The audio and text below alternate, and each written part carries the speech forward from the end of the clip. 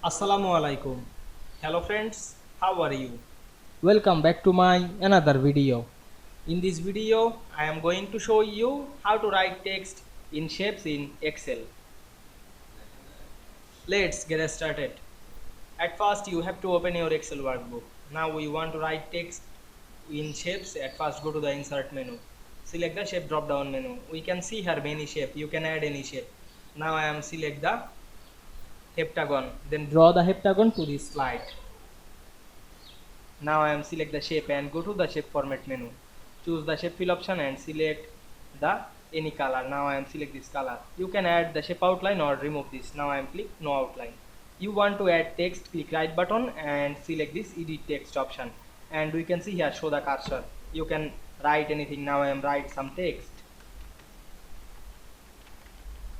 Then select the text, click and drag on our mouse and go back the home menu.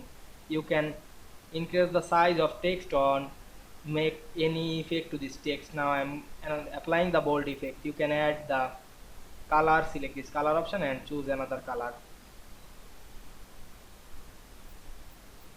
Now we can see we add text into shape very easily.